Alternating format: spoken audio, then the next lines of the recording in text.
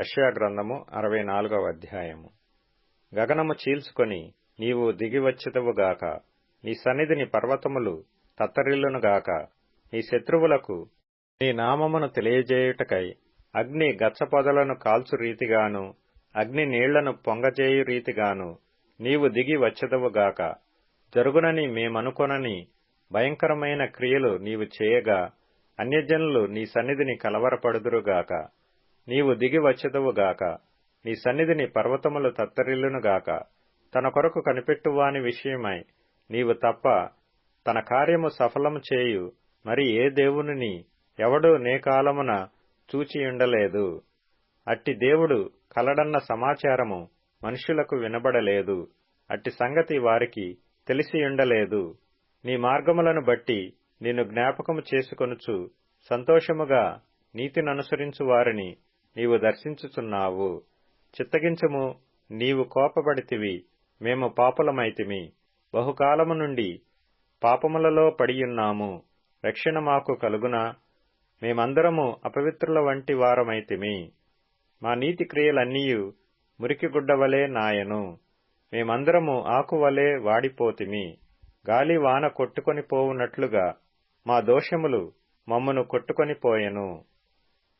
నీ నామమును బట్టి మొర్రపెట్టువాడొకడునూ లేకపోయెను. నిన్ను ఆధారము చేసుకొనుటకై తన్ను తాను ప్రోత్సాహపరచుకొనువాడొకడునూ లేడు. నీవు మాకు ముఖము చాటు చేసుకొంటివి. మా దోషముల చేత నీవు మమ్మను కరిగించియున్నావు.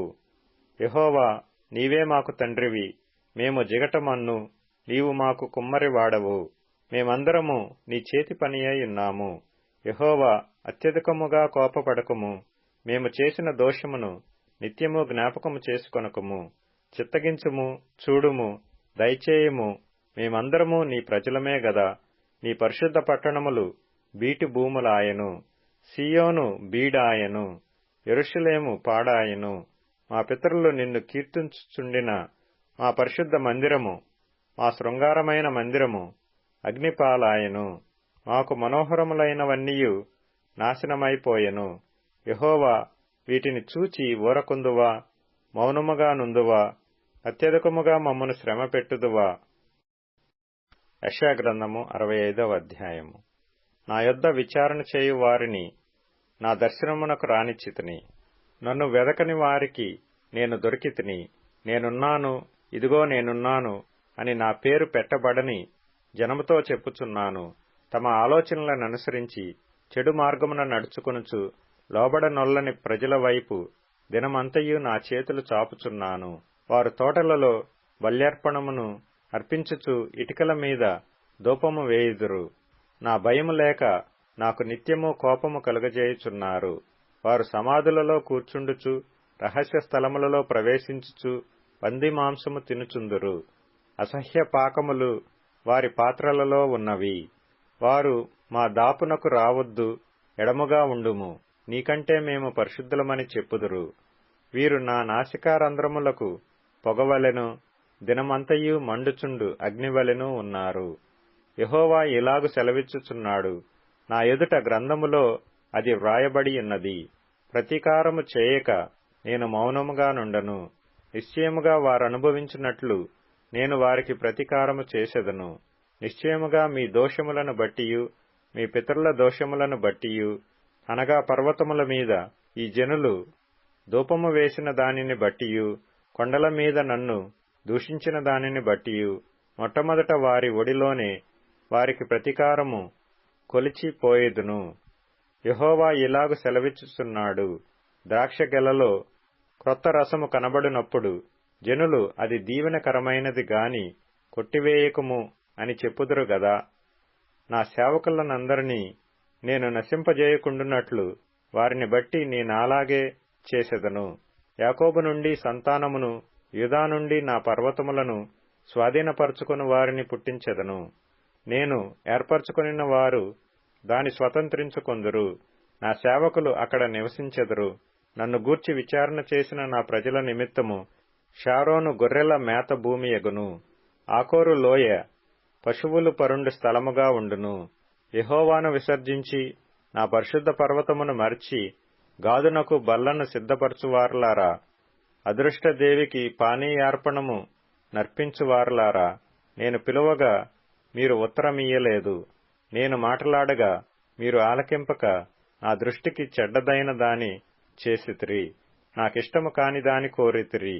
నేను ఖడ్గమును మీకు అదృష్టముగా నియమించుదును, మీరందరూ వధకు లోనగుదురు. కావున ప్రభువగు యెహోవా ఇలాగు సెలవిచ్చుచున్నాడు, ఆలకించుడి. నా సేవకులు భోజనము చేయుదురు గాని మీరు ఆకలిగొనెదరు. నా సేవకులు పానము చేసెదరు గాని మీరు దప్పిగొనెదరు. నా సేవకులు సంతోషించెదరు గాని మీరు సిగ్గుపడెదరు. నా సేవకులు హృదయానందము చేత కేకలు వేసెదరు గాని మీరు చింతాక్రాంతులై ఏడ్చెదరు, మనోదుఃఖము చేత ప్రలాపించెదరు. నేనేర్పరచుకొనిన వారికి మీ పేరు శాపవచనముగా చేసిపోయెదరు. ప్రభువగు యెహోవా నిన్ను హతము చేయును. ఆయన తన సేవకులకు వేరొక పేరు పెట్టును. దేశములో తనకు ఆశీర్వాదము కలగవలనని కోరువాడు నమ్మదగిన దేవుడు తన్నాశీర్వదింపవలనని కోరుకొనును. దేశములో ప్రమాణము చేయువాడు నమ్మదగిన దేవుని తోడని ప్రమాణము చేయును. పూర్వము కలిగిన బాధలు నా దృష్టికి మరువబడును, అవి నా దృష్టికి మరుగవును. ఇదిగో నేను క్రొత్త ఆకాశమును క్రొత్త భూమిని సృజించుచున్నాను. మునుపటివి మరువబడును, జ్ఞాపకమునకు రావు. నేను సృజించుచున్న దాని గూర్చి మీరు ఎల్లప్పుడూ హర్షించి ఆనందించుడి. నిశ్చయముగా నేను యెరూషలేమును ఆనందకరమైన స్థలముగాను ఆమె ప్రజలను హర్షించువారినిగాను సృజించుచున్నాను. నేను యెరూషలేమును గూర్చి ఆనందించెదను, నా జనులను గూర్చి హర్షించెదను. రోదన ధ్వనియు విలాప ధ్వనియు దానిలో ఇకను వినబడవు. అక్కడ ఇకను కొద్ది దినములే బ్రతుకు శిశువులుండరు, కాలము నిండని ముసలివారుండరు. బాలురు 100 సంవత్సరముల వయసు గలవారై చనిపోవుదురు. పాపాత్ముడై శాపగ్రస్తుడగువాడు సహితము 100 సంవత్సరములు బ్రతుకును. జనులు ఇండ్లు కట్టుకొని వాటిలో కాపురముందురు, ద్రాక్షతోటలు నాటించుకొని వాటి ఫలములననుభవింతురు. వారు కట్టుకొన్న ఇండ్లలో వేరొకరు కాపురముండరు, వారు నాటుకొన్న వాటిని వేరొకరు అనుభవింపరు. నా జనుల ఆయుష్యము వృక్షాయుష్యమంత యగును.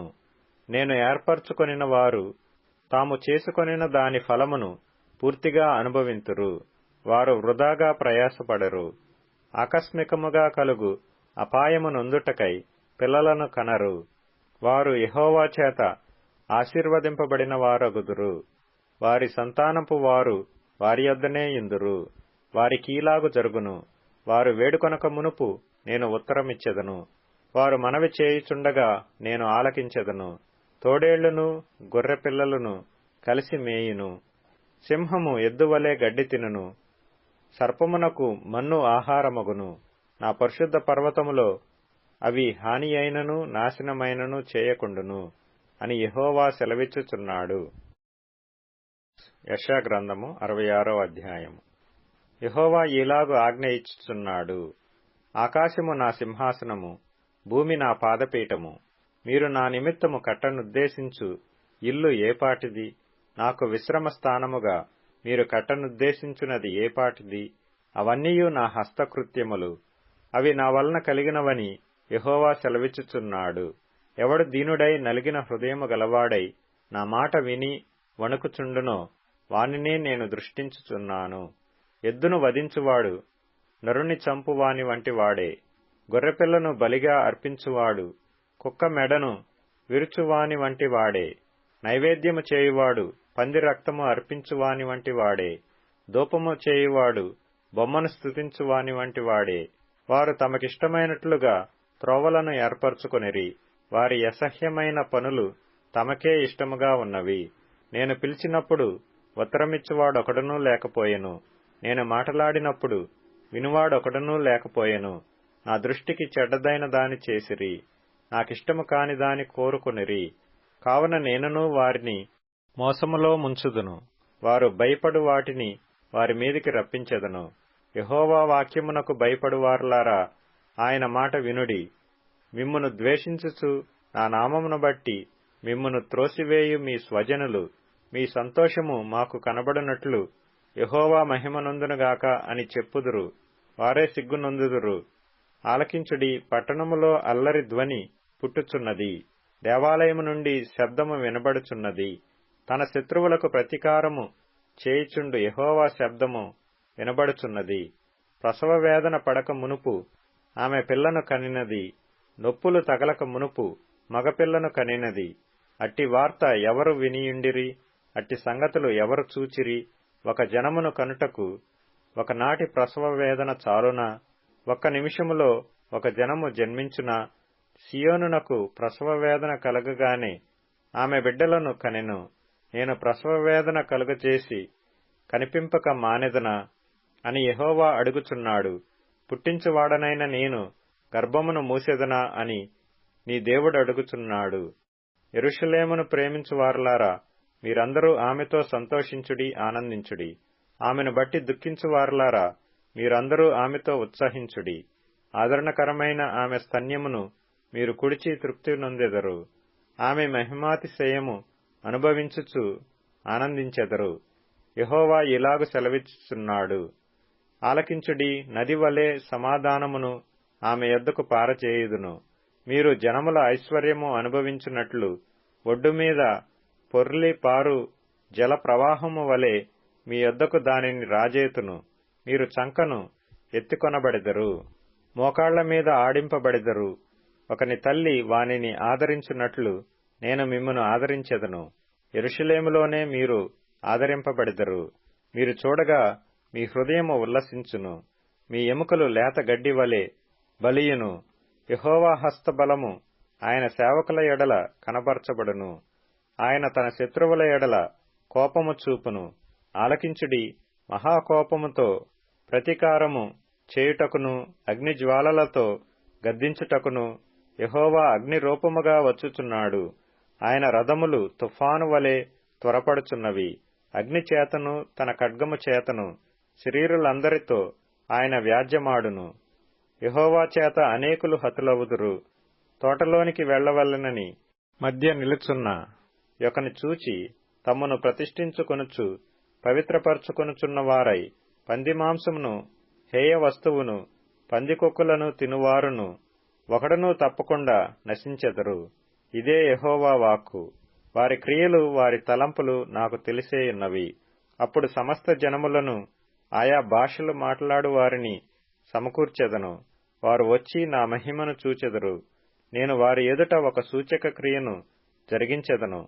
వారిలో తప్పించుకొనిన వారిని విలుకాండ్రైన తర్షీషు, పూలు, లూదు అను జనుల యొద్దకును, తుబాలు, యావాను నివాసుల యొద్దకును నేను పంపెదను. నన్ను గూర్చిన సమాచారము విననట్టియు నా మహిమను చూడనట్టియు దూరద్వీప వాసుల యొద్దకు వారిని పంపెదను. వారు జనములలో నా మహిమను ప్రకటించెదరు. ఇశ్రాయేలీయులు పవిత్రమైన పాత్రలో నైవేద్యమును యెహోవా మందిరములోనికి తెచ్చున్నట్లుగా గుర్రముల మీదను, రథముల మీదను, డోలీల మీదను, కంచెరగాడిదల మీదను, ఒంటెల మీదను ఎక్కించి సర్వజనములలో నుండి నాకు ప్రతిష్ఠిత పర్వతమగు యెరూషలేమునకు మీ స్వదేశీయులను యెహోవాకు నైవేద్యముగా మీరు తీసుకొని వచ్చెదరని యెహోవా సెలవిచ్చుచున్నాడు. మరియు యాజకులుగాను లేవీయులుగాను ఉండుటకై నేను వారిలో కొందరిని ఏర్పరచుకొందును అని యెహోవా సెలవిచ్చుచున్నాడు. మరియు యెహోవా ఇలాగు సెలవిచ్చుచున్నాడు. నేను సృజింపబోవు క్రొత్త ఆకాశమును క్రొత్త భూమియు లయము కాక నా సన్నిధిని నిలుచున్నట్లు నీ సంతతియు నీ నామమును నిలిచియుండును. ఇదే యెహోవా వాక్కు. ప్రతి అమావాస్య దినమునను ప్రతి విశ్రాంతి దినమునను నా సన్నిధిని మ్రొక్కుటకై సమస్త శరీరులు వచ్చెదరు అని యెహోవా సెలవిచ్చుచున్నాడు. వారు పోయి నా మీద తిరుగుబాటు చేసిన వారి కళేబరములను తేరి చూచెదరు. వాటి పురుగు చావదు, వాటి అగ్ని ఆరిపోదు. అవి సమస్త శరీరులకు హేయముగా ఉండును. కీర్తనల గ్రంథం 119వ కీర్తన. యవనులు దేనిచేత తమ నడత శుద్ధిపరచుకొందురు? నీ వాక్యమును బట్టి దానిని జాగ్రత్తగా చూచుకొనుట చేతనే గదా. నా పూర్ణ హృదయముతో నిన్ను వెదికియున్నాను. నన్ను నీ ఆజ్ఞలను విడిచి తిరగనీయకుము. నీ ఎదుట నేను పాపము చేయకుండునట్లు నా హృదయములో నీ వాక్యము ఉంచుకొనియున్నాను. సామెతల గ్రంథం 24వ అధ్యాయం. నా కుమారుడా, యెహోవాను గనపరచుము, రాజును గనపరచుము. అలాగు చేయని వారి జోలికి పోకుము. అట్టివారికి ఆపద హఠాత్తుగా తటస్థించును. వారి కాలము ఎప్పుడు ముగియునో ఎవరికి తెలియను. ఫిలిప్పీయులకు వ్రాసిన పత్రిక 4వ అధ్యాయము. కావున నేనాపేక్షించు నా ప్రియ సహోదరులారా, నా ఆనందమును నా కిరీటమునయ్యున్న నా ప్రియులారా, ఇట్లు ప్రభువునందు స్థిరులై యుండుడి. ప్రభువునందు ఏక మనస్సు గలవారై యుండుడని సుంటికేను బతిమాలుకొనుచున్నాను. అవును, నిజమైన సహకారి ఆ స్త్రీలు క్లెమెంతుతోనూ నా ఇతర సహకారులతోనూ స్వార్థ పనిలో నాతో కూడా ప్రయాసపడిన వారు గనుక వారికి సహాయం చేయమని నిన్ను వేడుకొనుచున్నాను. ఆ సహకారుల పేరులు జీవగ్రంథమందు వ్రాయబడి ఉన్నవి. ఎల్లప్పుడూ ప్రభువునందు ఆనందించుడి. మరల చెప్పుదును, ఆనందించుడి. మీ సహనమును సకల జనులకు తెలియబడనీయుడి. ప్రభువు సమీపముగా ఉన్నాడు. దేనిని గూర్చియు చింతపడకుడి గాని ప్రతి విషయములోనూ ప్రార్థన విజ్ఞాపనముల చేత కృతజ్ఞతాపూర్వకముగా మీ విన్నపములు దేవునికి తెలియచేయుడి. అప్పుడు సమస్త జ్ఞానమునకు మించిన దేవుని సమాధానము యేసు క్రీస్తు వలన మీ హృదయములకును మీ తలంపులకును కావలియుండును. మెట్టుకు సహోదరులారా, ఏ యోగ్యతనైనను మెప్పైనను ఉండిన ఎడల, ఏవి సత్యమైనవో, ఏవి మాన్యమైనవో, ఏవి న్యాయమైనవో, ఏవి పవిత్రమైనవో, ఏవి రమ్యమైనవో, ఏవి ఖ్యాతి గలవో వాటి మీద ధ్యానముంచుకొనుడి. మరియు మీరు నా వలన ఏవి నేర్చుకుని అంగీకరించితిరో, నాయందున్నట్టుగా ఏవి వింటిరో, ఏవి చూచితిరో అట్టి వాటిని చేయుడి. అప్పుడు సమాధానకర్తయగు దేవుడు మీకు తోడయ్యుండును. నన్ను గూర్చి మీరిన్నాళ్లకు మరల యోచన చేయసాగితిరని ప్రభువునందు మిక్కిలి సంతోషించితిని. ఆ విషయములో మీరు యోచన చేసియుంటిని గాని తగిన సమయమున దొరకకపోయెను. నాకు కొదువ కలిగినందున నేనీలాగు చెప్పుటలేదు. నేనే స్థితిలో ఉన్నను ఆ స్థితిలో సంతృప్తి కలిగియుండ నేర్చుకునియున్నాను. దీనస్థితిలో ఉండనెరుగుదును, సంపన్న స్థితిలో ఉండనెరుగుదును. ప్రతి విషయములోనూ అన్ని కార్యములలోనూ కడుపు నిండియుండుటకును, ఆకలి కొనియుండుటకును, సమృద్ధి కలిగియుండుటకును, లేమిలో ఉండుటకును నేర్చుకొనియున్నాను. నన్ను బలపరచువానియందే నేను సమస్తమును చేయగలను. అయినను నా శ్రమలో మీరు పాలు పుచ్చుకొనినది మంచి పని. ఫిలిప్పీయులారా, సువార్తను నేను బోధింపనారంభించి మాసిదోనియాలో నుండి వచ్చినప్పుడు ఇచ్చు విషయములోనూ పుచ్చుకొను విషయములోనూ మీరు తప్ప మరి ఏ సంఘము వారును నాతో పాలివారు కాలేదని మీకే తెలియను. ఏలయనగా తెస్సలోనికలో కూడా మీరు మాటిమాటికి నా అవసరము తీర్చుటకు సహాయము చేసితిరి. నేను ఈవిని ఆపేక్షించి ఇలాగు చెప్పుటలేదు గాని మీ లెక్కకు విస్తార ఫలము రావలెనని ఆపేక్షించి చెప్పుచున్నాను. నాకు సమస్తమును సమృద్ధిగా కలిగియున్నది. మీరు పంపిన వస్తువులు ఎపఫ్రొదితు వలన పుచ్చుకొని ఏమియు తక్కువ లేకయున్నాను. అవి మనోహరమైన సువాసనయు దేవునికి ప్రీతికరమును ఇష్టమునై కాగా, దేవుడు తన ఐశ్వర్యము చొప్పున క్రీస్తు యేసునందు మహిమలో మీ ప్రతి అవసరమును తీర్చును. మన తండ్రి అయిన దేవునికి యుగయుగములకు మహిమ కలుగునుగాక. ఆమేన్. ప్రతి పరిశుద్ధునికి క్రీస్తు యేసునందు వందనములు చెప్పుడి. నాతో కూడా ఉన్న సహోదరులందరూ మీకు వందనములు చెప్పుచున్నారు. పరిశుద్ధులందరూ, ముఖ్యముగా కైసరు ఇంటి వారిలో ఉన్న పరిశుద్ధులను మీకు వందనములు చెప్పుచున్నారు. ప్రభువైన యేసుక్రీస్తు కృప మీ ఆత్మతో ఉండునుగాక.